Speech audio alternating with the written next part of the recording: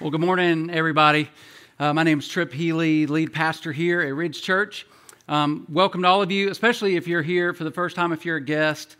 Really glad you're here. If you're here to support somebody being baptized today, it's an incredible experience. Whether you understand what it is we're doing or not, it's just you recognize that it's an important day in the life of this individual. And so our real hope, as Pastor Leroy said, is really just that you would enjoy your time today. If you're a guest, that you would just relax and enjoy being here. That really is a big part of it for us. And so we've been in a series. We walk through a series of messages. We don't just kind of hit or miss. We try to take an idea and talk about it for a few weeks and then move on to something else. And so we've been talking about what it means to hear God's voice, because we can be real skeptical about that sometimes, because we hear people say, "Oh yeah, I heard from God and He told me to do this," and we're thinking, like, how? What does that mean? And so we've been grappling with that. The series has been called Voice of a Shepherd, and we've used that idea because the Old Testament, all throughout the Old Testament, there's this imagery of but this relationship between a shepherd and his sheep being similar to God's relationship with His people, Israel. And it's because a shepherd is somebody who cares for his sheep, who really takes care of his sheep, who nurtures them, who leads them, who guides them, who leads them to water, who takes them to green pasture. That's what a shepherd does. And so that's similar to the relationship that God has with His people, but also with us. And then Jesus came along and He did something similar. He called Himself the Good Shepherd. And like a shepherd calls his sheep by name and says, "Those who recognize my voice come and they follow me." Jesus said the same thing. I call out to my sheep, and those who believe in me, those who follow me, are the ones who actually recognize and hear my voice. Those are the ones who follow me and want to know me and want to know what my will is for you. Because what we discovered is that God really does want us to know what He wants us to do. If you've ever wondered, the answer is yes. He doesn't want to be vague. He doesn't want to be unclear. He doesn't want it to be a mystery. He doesn't want you to, wonder and be confused and frustrated the rest of your life. He really does want to speak to you, and He wants you to understand what His will is for your life. And this is one of the reasons we know that from Scripture. This is Solomon's word, and Solomon's writing to his son, or his sons, or his children, and he says, He, or God, will make your path straight. And this may be kind of the tail end of a familiar passage to you, but essentially what this part is saying is that God is going to make your path obvious.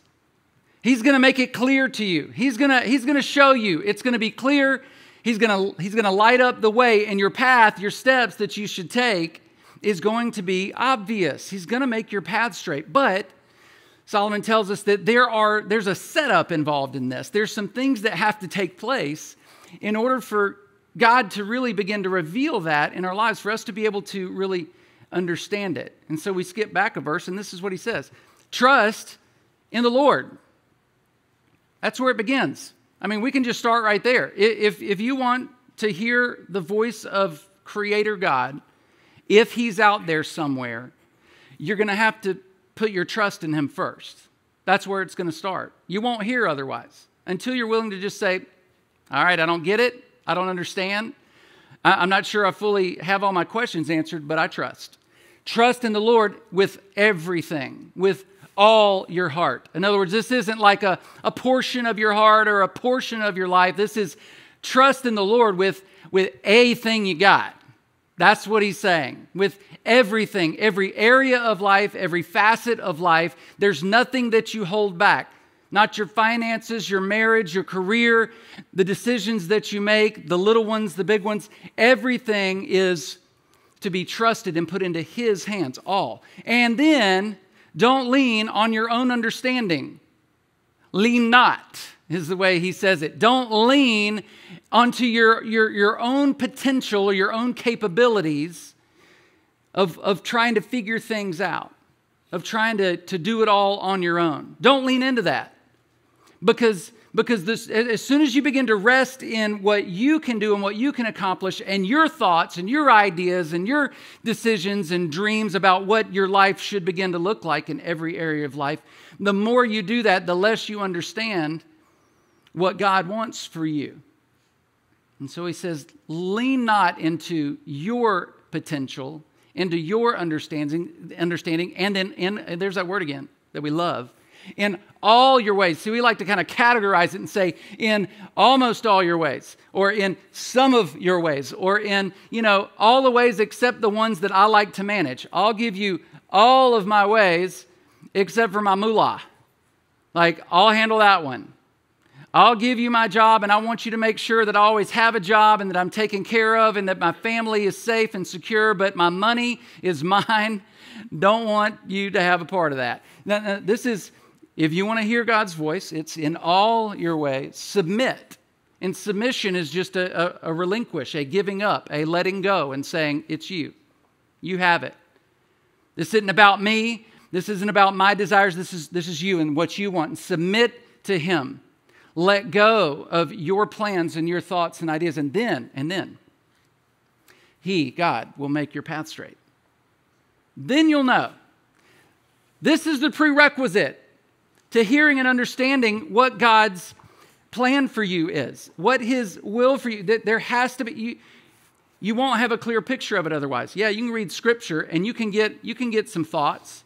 You can get some ideas as to what He's planning for you and what He wants for you, but it won't be, that there won't be a clear path in front of you. You see, essentially what we're saying, God is saying to you is that, look, when you begin to trust in me, when you begin to lean into me, when you begin to submit yourself to me and not lean into yourself and what you can do and your potential and your capability and your idea, the way I kind of manage it and I got it figured out and I can do my thing. When you begin to lean into me and let me have the reins, I am going to take the opportunity to reveal what I want for you, and it's going to be clear. It's going to be obvious. I'm going to make it straight, and you're going to know what to do because you're leaning into me. You're trusting me. See, it's essentially to hear the voice of God. Hearing the voice of God is not so much about you asking God to come alongside your plans and ideas. That's not what hearing God's voice is. Hearing God's voice is wanting what He wants more than our own plans, thoughts, and ideas. That's what He wants. He wants you to want what He wants more than what you want.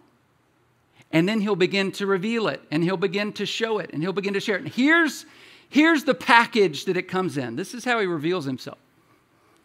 Through a vision. And no, I'm not talking about some kind of, weird thing that you see, visibly stand. That's not what, they're sitting in an apparition. That's not what I'm saying. A vision is a big picture view of what could be and should be in every area of your life. That's a vision. It's a goal. We call them goals in, secular world and business world. We set some goals. We have some things we try to attain and move toward. But a vision is something that's God-given. It's something that He wants and desires for you in your life. And you kind of, you begin to recognize it a little bit. You go through different stages of your life and you kind of think, that my life could look better. Matter of fact, I think it should look better. I think in this area, it could be more conformed to who He is and what He wants. As a matter of fact, it should be. And I want to move in that direction. And here's the thing. Here's what a big picture idea looks like. We got any puzzle people in here? We got one. Okay. I'll give you this after the service. I've taken out one piece, and then you can have the rest. This is a vision. This is a picture. If you've ever done a puzzle, and you probably have, you're liars. You're not admitting that you love some puzzles. I can tell you this. This is 2,000 pieces. This doesn't suffice for my family. Okay. Now this doesn't include me. You know, likey puzzles. Like I can do without the puzzles. Like my sister, however, when we go to the beach, it is how many puzzles can we accomplish in a week? Like anytime they're inside, if it's rain outside, it's puzzle time. And so you go in and you take all the pieces out and you turn them over so you can see them and you spread them all out. And, and man, it is like stay up till 4 a.m. to finish, and I'll come by and like, put a piece in and like, sweet, coffee, like done. Throwing my hands at like, I'm done. And she's all in. And here's the thing. As you lay out those pieces, there's always these, my favorite, edge pieces. Anybody like the edge piece? Why? Because they're so obvious. It's like they're edges. They've got a flat edge. And I hate the ones that kind of look like they have a flat edge. Those are annoying because then, they throw me off. But you kind of lay those out, and then maybe, it's kind of easy to put together the edge a little bit because there's only so many options. And you even can kind of get an idea of what maybe, the color schemes, what it's going to kind of begin to look like, but you don't really know. It is definitely not real clear. And here's the thing. If you have lost the box top, this is like extremely confusing. Am I right? What might take several hours might take several days without the lid. And see, this lid, this is God's vision for different areas of your life. This is a picture of what God wants. And the clearer this picture becomes for you, the easier you realize where all of these decisions and steps need to go. These are the puzzle pieces of your life. It is all the decisions, the movements to the right or to the left. Do I take this job? Do I move here? Do we get married? Does it happen now? Those are all of those little puzzle pieces. And without a vision, without a clear picture of what God wants for those areas, this will be very confusing and frustrating, and you won't know quite where to go. You see, God will make your path straight by giving you His vision, by making His vision clear. He will give you this vision, and that path becomes straight as you submit to Him. What He is revealing in that straight path is what the picture needs to look like down the road.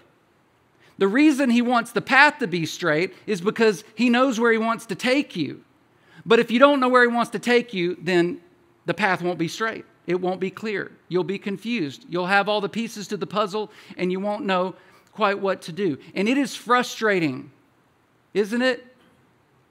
We tend to live life differently than this. We just think, I'll just kind of do it on my own. I'll kind of figure it out, along the way. And we don't give it a whole lot of thought.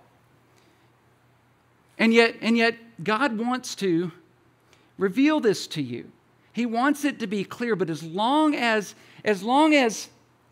this isn't happening for you, as long as you continue to keep the reins, as long as you don't submit fully, and I mean fully in all your ways, acknowledging Him, trusting Him, submitting to Him, you are going to live life frustrated and confused, trying to do it on your own.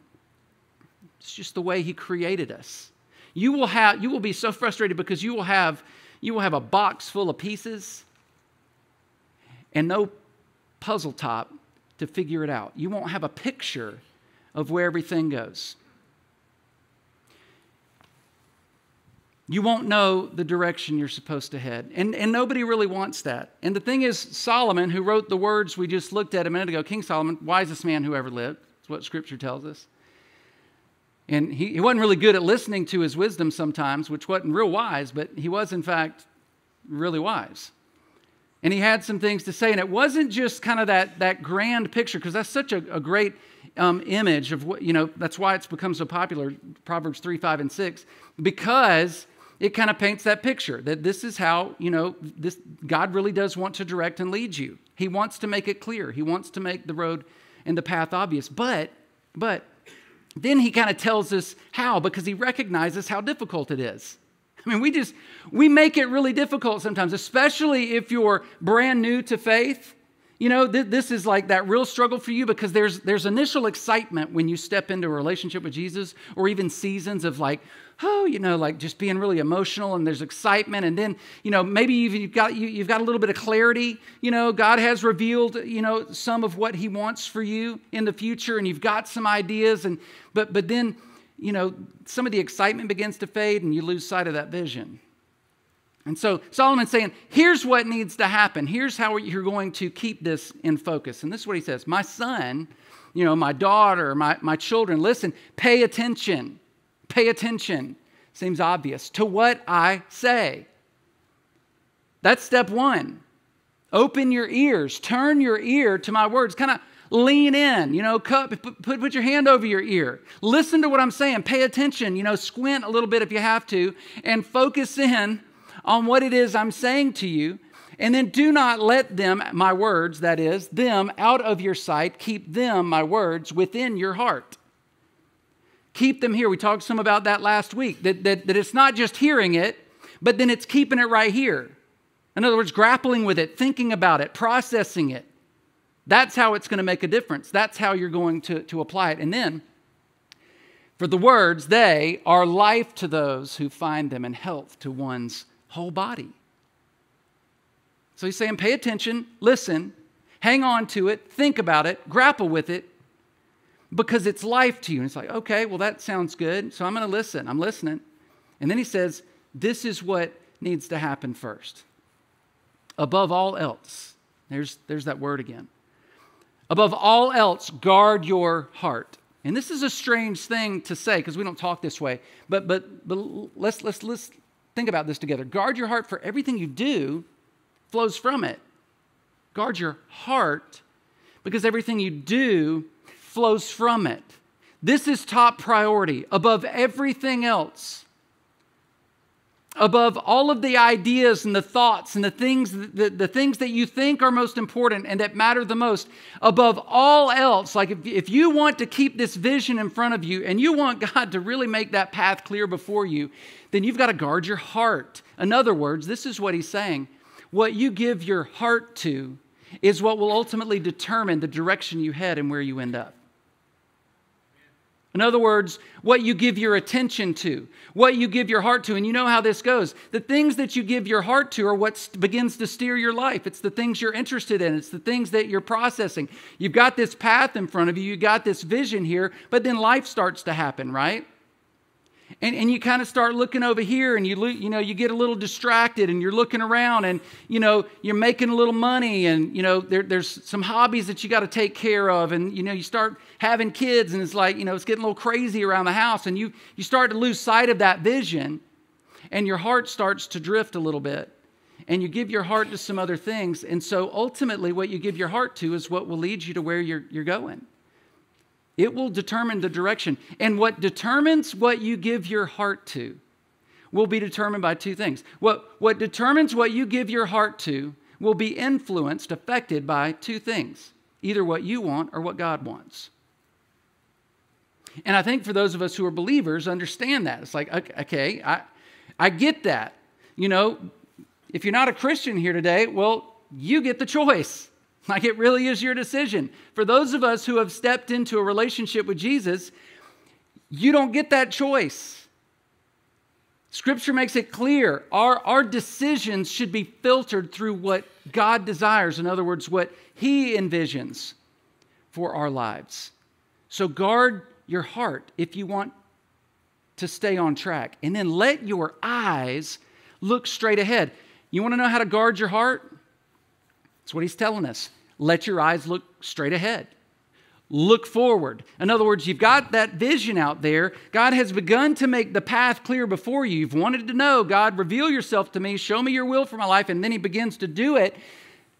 Then keep your eyes looking straight ahead. In other words, don't get distracted. Fix your gaze directly before you. It's like you're driving a car down the road. It's probably not a great idea to start looking around without looking back at the road. You need to fix your gaze, and we do this, and as soon, if you ever, especially when I was younger, and, my mind, didn't always connect, with like what I was doing, there was like a disconnect between here. And so my mom used to get so frustrated because we'd be driving and so like when you merge onto the interstate, well, you're kind of looking back. Well, I would look back and just go, like the steering wheel just came forward. I mean, just an instant of taking your eyes off the road and you can get so out of line. And he's saying, don't get distracted. Don't allow that to happen. Instead, begin to take steps while keeping your eyes focused. And you know what's going to begin to happen? You ready for this? There's such clarity here. As you keep that focus and your gaze fixed on what's out there, this vision for your life, this is what's going to happen. All of your minor decisions will be governed by the ultimate goal. You've got the goal out there, and as you keep fixed on that, as you stay fixed on that, as you keep it in your heart and you're guarding yourself and you're keeping your eyes forward, all of those little minor decisions in between, they will be governed by the ultimate goal and where you want to go. And so do that. And then, don't forget, give careful thought. This is so good. Careful thought to the paths for your feet, and be steadfast in all your ways. In other words, you got to have a plan. Give careful thought. Be intentional. Consider the steps that you're taking and the direction that you're heading. You can't just walk into this blindly. You need to decide and make some decisions and pre-decide some things. God, this is what I'm going to do. This is the direction that I want to go. You've revealed yourself to me. I know that there's this vision out there for me. You've got a picture of what you want in this area or that area, and so that's the direction I want to go. And so I'm going to plan for that. I'm going to mark out the path. That's some translations say it that way. Mark out the path that is in front of me. And of course, some of you struggle with this a little bit, and here's why, and we all do at some point, but here's why. It's because as long as it's general, it's not helpful, because we tend to be generalized sometimes. We just make things general. We don't get real specific. See, if it's like, well, I got a plan, you know. I mean, it's kind of general. And I imagine every single person in this room would be able to come up with something. It's like, well, what do you think God's vision is for your marriage and your family? What do you think that looks like? And you'll have an answer. You'll have some kind of answer. There may be even a little bit more clarity around, your job or, what that looks like. But, relationally, personally, even sometimes financially, it's like, well, I got some thoughts. And, students and young people, like, so often struggle with this part because, that everything, it's like this part seems so far away, it's way out there, and I have time to think about that like a lot later, right? And so we spin our wheels sometimes because we just got this general approach. It's like, it's like a single person saying, well, like God's vision for me, Pastor Tripp is, I'm going to get married one day. It's like, okay. That's a start. That's not real clear. That's not real specific. There are a lot of steps. There's a lot of dating relationships. There's a lot of decisions. There's a lot of moral adjustments that might need to take place between now and marriage day, right? And so, I think you need to be more specific than that. Or somebody in their marriage and they're thinking, well, one day, hey, honey, what do you think? I think we'll have kids. Okay, yeah, kids. Let's have some kids. That's great. Not real clear. It's like having the edge done. You're still not real sure how the rest of the pieces fit. It's like, well, there's a lot of decisions between, I think we'll have some kids and what you need. It's like, I don't know, one. One, you good? 1, 5, 7, I don't know, 15. And adopt some, maybe one day. Foster, yeah. Twins, sure. I don't know. Yeah, let's go for it. Yeah. Kids, we're going to have some kids. It's like, really? The decisions you make about your finances in your house and how you provide and what your job looks like and your time management, all of those decisions are going to matter, aren't they? You need to be more specific. But we tend not to be, and we get carried away and we lose sight. And you know why oftentimes that is? Because I think a lot of us, over the last few weeks, we've been talking about hearing God's voice, and a lot of us as believers kind of begin down that road, and we kind of begin to hear, and maybe he's even been kind of speaking to you in different ways over the last few weeks, and you're thinking, okay, so this is kind of that thing, I need to work on, I need to pay attention to. And we hear it, but we never get to the point of connecting it with anything like this. You see, we haven't translated God's voice in our life into God's vision for our life. There's a gap. God's speaking, we're kind of hearing, there's a voice, there's maybe a little bit of muddled direction, but we have not connected it with a vision for our life. And we've left it very general, we've left it open-ended, and we're not real sure what to do. Here's what's really interesting though. Professionally, As far as it relates to your career and your job, I bet the majority of us actually have a pretty specific plan. Or if you had to think about it for a few minutes, you could come up with something. It's like, I know, where I would like to see things in 5 years, 10 years, 15 years. I know what I want things to look like. And so professionally, you're making progress. You know the direction you want to go, but then personally, you're not. Personally, and in all aspects of your relationships and your time with other people, you've kind of backed off and you're not spending time. And you're not moving forward. And you're not making progress. And you're frustrated and you want to know. It's like, God, are you speaking to me? He's like, yeah.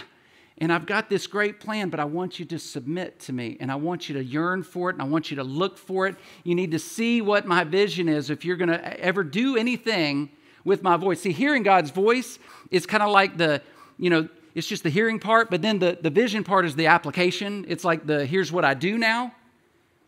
That's the direction I needed to head, and it's clear for me. And as that begins to happen, because see, that can, it can be a little frustrating. It can be tiresome, and if we spend our lives moving in that direction, we'll find ourselves missing some things. We'll find ourselves with a box of puzzle pieces and no clear picture of what it's supposed to look like. And that can be frustrating, but here's the thing. There's hope. There is hope. I wrote down some questions this morning, actually. I just was kind of having this thought. I was like, yeah, you need to, kind of all begins by asking some questions. I was like, so maybe I need to actually write down what some of the questions might look like.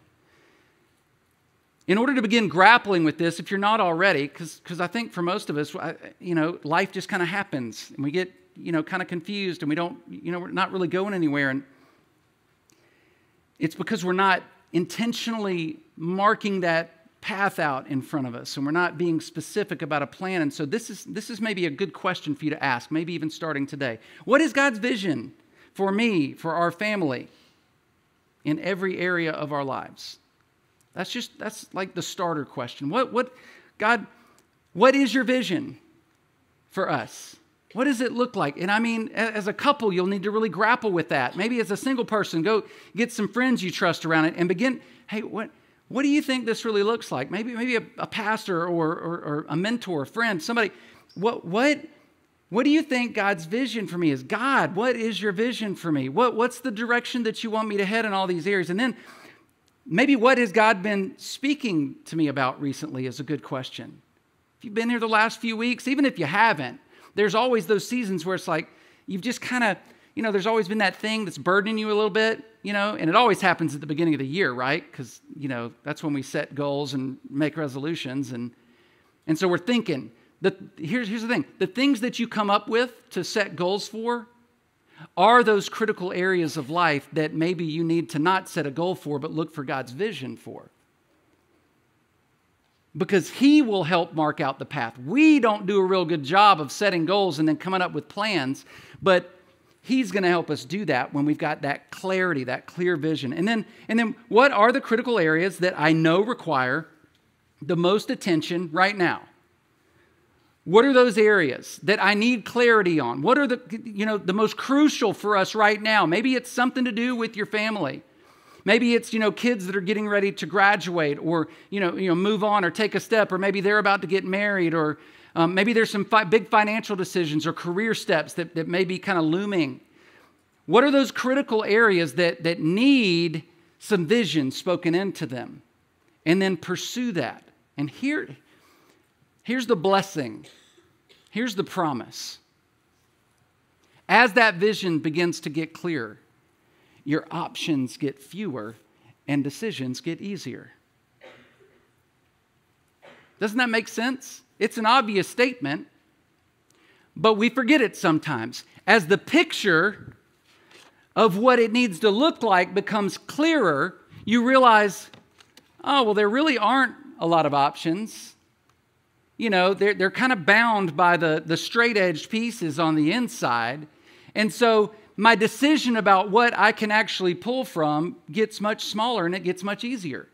Evaluating your options becomes much easier as your vision gets clearer. Figuring out what to do about this decision or this direction or that gets clearer, gets easier as the vision is before you.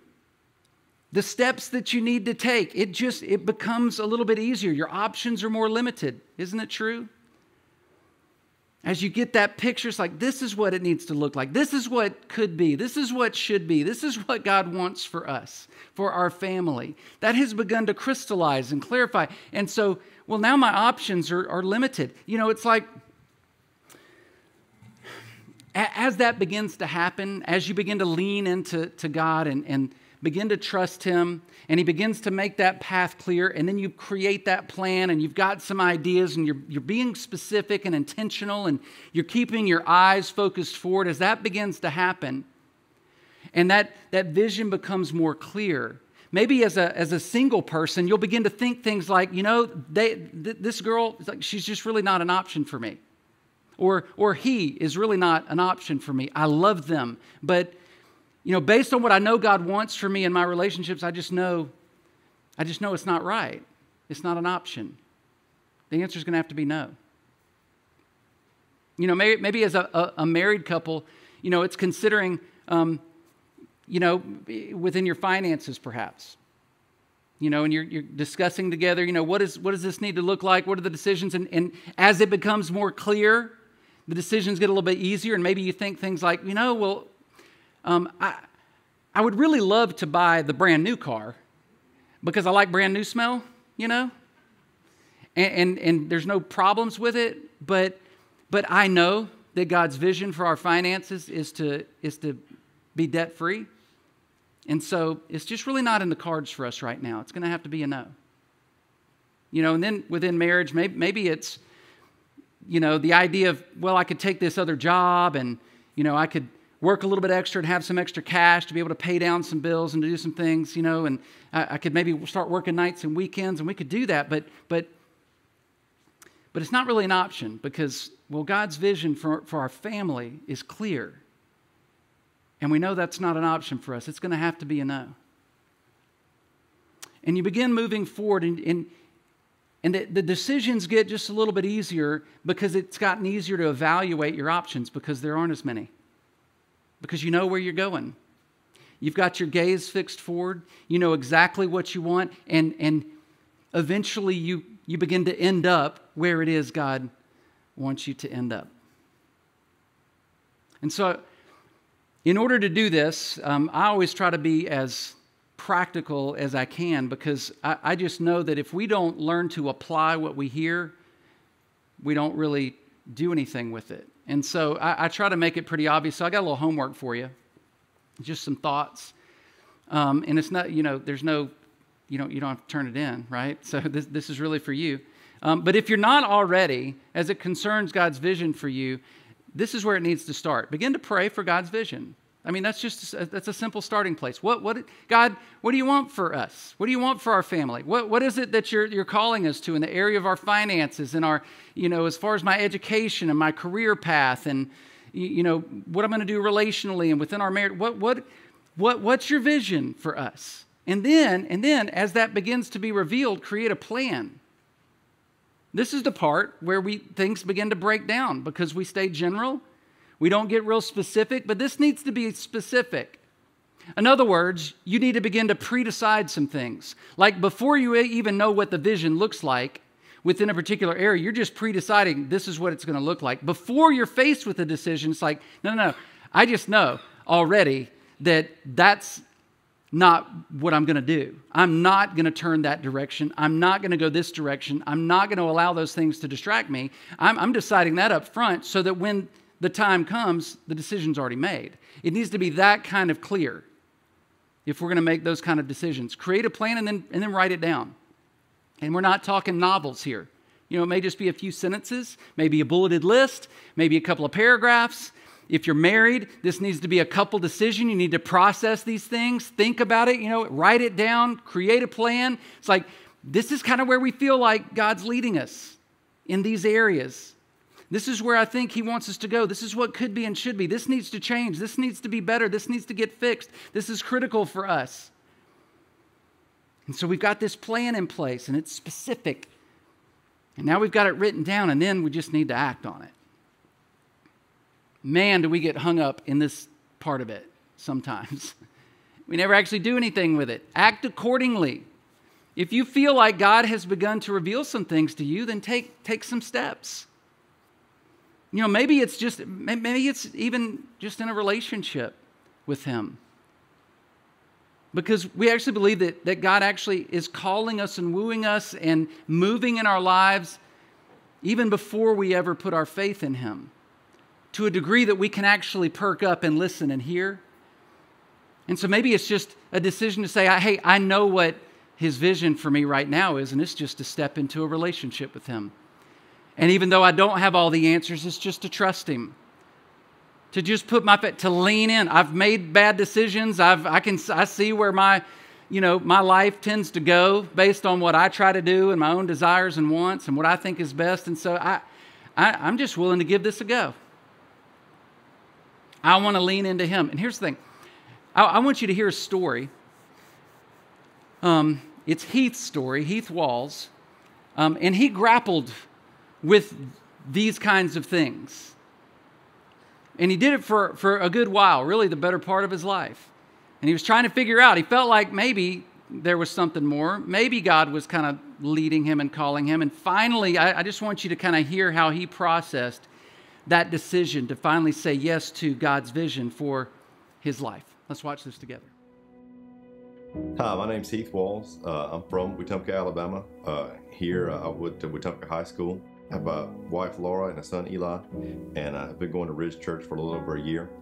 My faith journey kind of starts when I was young. You know, I actually started questioning a lot of things when I was about 8 years old. My grandmother got remarried, and I asked the question of someone, who's going to be my grandfather in heaven? My grandfather that passed away when I was younger, or this new guy? And nobody seemed to have an answer. And that kind of started for me a series of questions throughout my teenage years that never had satisfactory answers, really. It caused lots of doubts for me, lots of questions that went unanswered, and then kind of got to the point at some point there towards the end of high school where I just asked God, if you're there, I just need you to tell me. Let me know you're real. And didn't hear anything, just crickets. For me, I just kind of gave up and went through the majority of my life after that, my 20s and 30s, and didn't believe. Always curious, really. Read a lot of material, studied a lot of material, the Bible, other religious stuff. At the time, didn't realize that maybe I kept coming back to the Bible because I was seeking, just did not realize that. Got married to Laura, and we've been married a while, and she started going to Ridge Church and asked me or kind of told me to come. Ridge Church to me was different than others just because of the way the message was presented and the way they make you feel comfortable there, where at other churches I had not felt that. For me, the big thing was we went to the Starting Point small group, and I was very open about my journey and being a non-believer. And somewhere in the process, I kind of opened my heart again to the possibility. We were on the second to the last chapter and meeting with the Starting Point group. Kind of had a lot of moments there where it just opened my heart more and more. And then the second to the last chapter was called Faith. Anyway, we were leaving that night to go home, and my mind was open to it, and we got in the truck, and I'd asked Jesus to talk to me, and on the first song on the radio was a song that we played at my dad's funeral, and it just kind of softened me up and got me thinking about heaven. And then immediately after that, Don't Stop Believing came on, which is a journey song, and none of these songs are religious songs, but for me they have personal meaning. And I told Laura, I said, I think maybe Jesus is talking to me. And then a third song came on called Soul to Soul, which is an old song by the Temptations, which to me has personal meaning because it's a song about friendship, really, and sharing your soul with someone. A week went by, and I was a very skeptical person, so I thought, okay, maybe it was just a coincidence, But I was going to study up for the last chapter, the last meeting. We went to Walmart to get a few things, and then we're going back to the small group. Got in the truck, and Kenny Chesney's song, Everybody Wants to Go to Heaven, was on. And I was like, Laura, you've got to hear this. You won't believe it. Then Collective Soul song, Shine, came on, which, part of the lyrics of that song is, Heaven, let your light shine down. And literally, I threw up my hand, stopped at a red light, and said, Jesus, I am listening. And to me, it may sound funny, but to me, Jesus talked to me through the radio. So I think maybe like at the end of my high school years there, when I asked the first time, it was almost like from a skeptical point of view, like, prove it, you know, where this time I genuinely had my heart open and was asking for Jesus to speak to me and come into my life, and have accepted Jesus into my heart and started praying to him and having conversations on a daily basis. It is not like I have done a complete 180. I've accepted Jesus into my heart. I do feel Jesus is my Savior. I feel he's there and is listening when I'm talking. I have a lot of room to grow. I think this is the beginning of that for me for the rest of my life to figure that out. But that's my story, and I'm extremely happy to be here at Ridge Church.